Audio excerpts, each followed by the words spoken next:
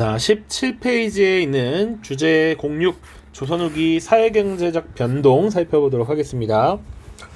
자, 요 부분은요, 이제 조선 후기의 사회 변화, 경제 변화, 문화의 변화, 요것들을 주로 살피는 단원이고요. 실제로 여기서도 똑같이 한 문제가 출제가 됐습니다. 이전 영상에서 다룬 조선의 정치에서 한 문제, 조선 후기 사회경제적 변동에서 한 문제가 출제가 됐어요. 물론 이것이 쌓이게 되면 여기서 출제가 안 되고 정치 파트에서 두 문제가 나올 수도 있습니다. 그러나 아직까지는 하나하나씩 나왔다. 자, 여기는 볼 게 오히려 더 심플합니다. 선생님 보면 지금 주제에다가 다 형광펜을 칠해놨어요. 그러니까 항상 이 부분은 여기 있는 주제들 어떤 사례를 주고 이것을 탐구한 주제로 적절한 것은 정답 조선후기 상품화폐 경제 발달, 조선후기 신분질서의 동요, 조선후기 서민문화의 발달, 이게 정답으로 나올 수 있습니다. 이거 다 기억하고 가세요. 자, 그러면 그 중에서 비중을 많이 둬야 되는 것은 뭐냐? 굳이 따지자면 요 상품화폐 경제의 발달입니다.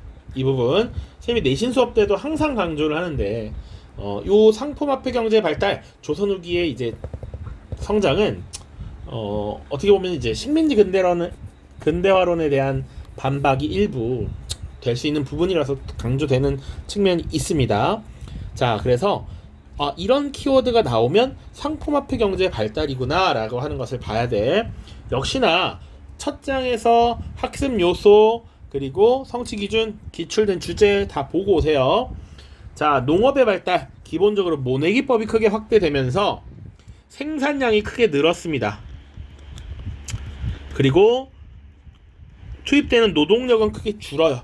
그래서 적은 인원이 넓은 토지를 농사짓는 광작이 가능해졌고, 자, 그 광작의 결과 농민들도 분화하기 시작하더라.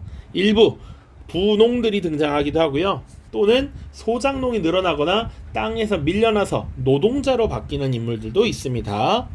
자, 그리고 돈 되는 작물들을 이제 재배하기 시작해.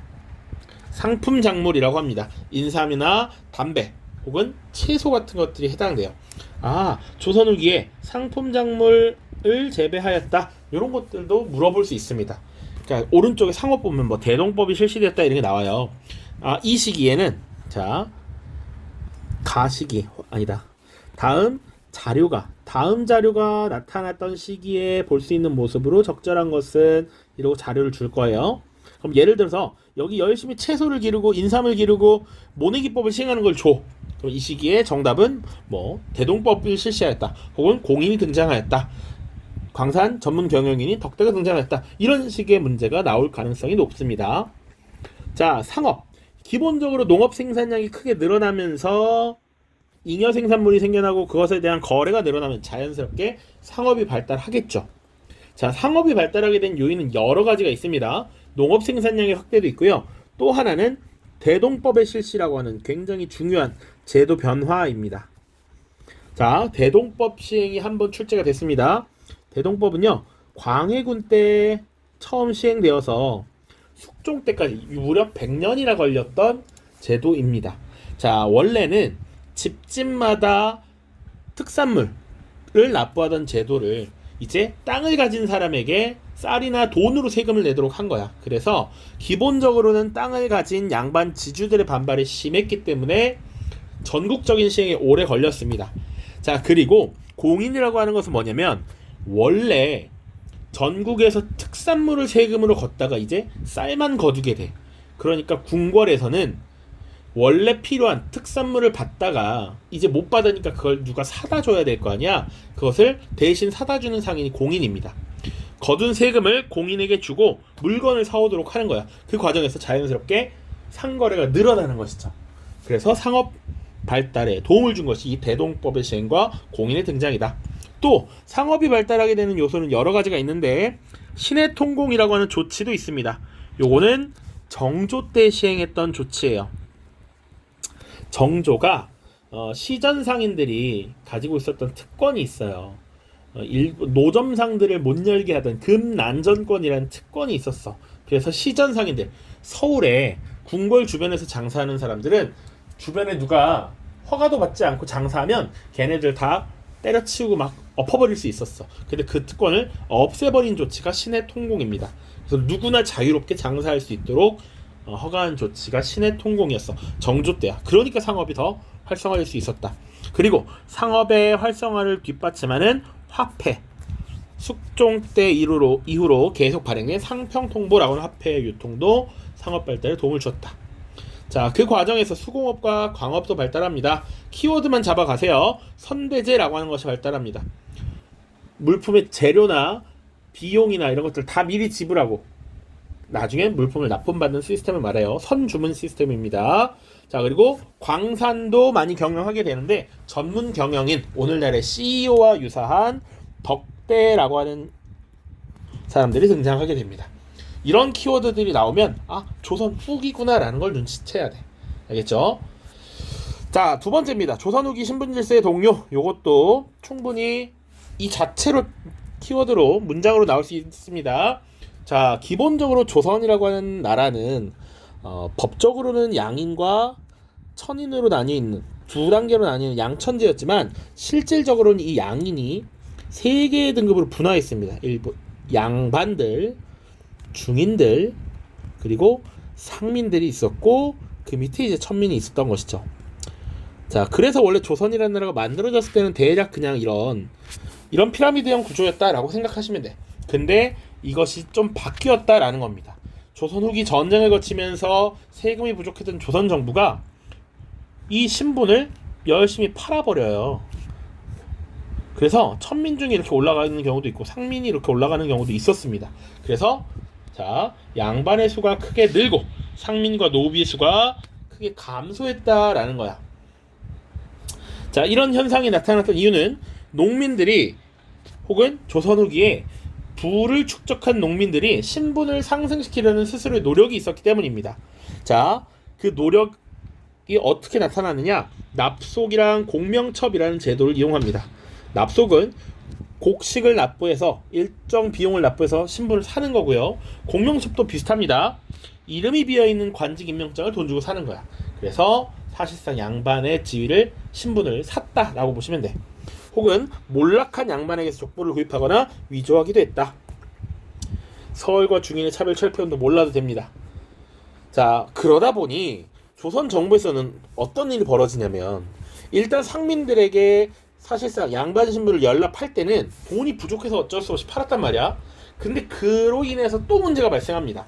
기본적으로 세금을 납부하는 애들은 이 상민들인데 상민의 수가 크게 줄어드니까 국가의 재정이 다시 악화되더라. 그럼 이런 문제를 어떻게 해결하려 했느냐?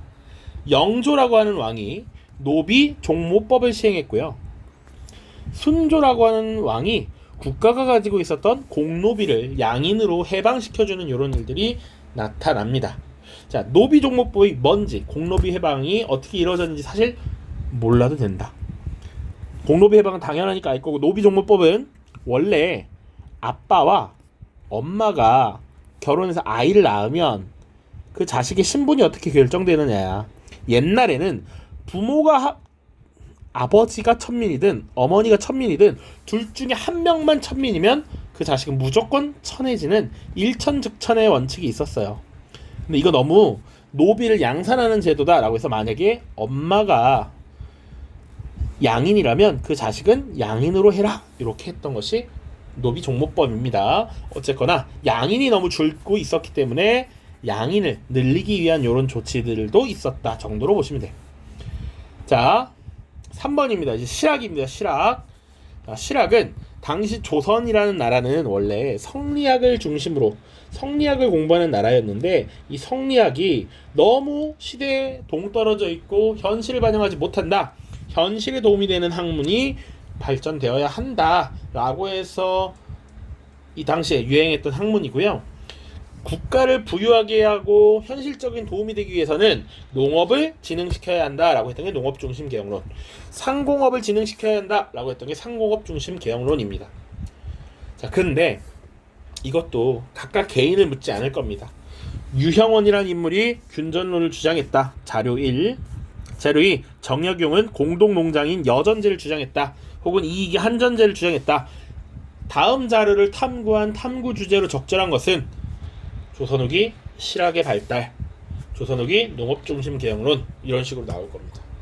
오른쪽 상공업 중심 개혁론도 마찬가지예요. 4명의 학자들이 있습니다. 유수원, 홍대용, 박지원, 박재가. 각각 이 사람들은 상공업의 진흥을 주장했다.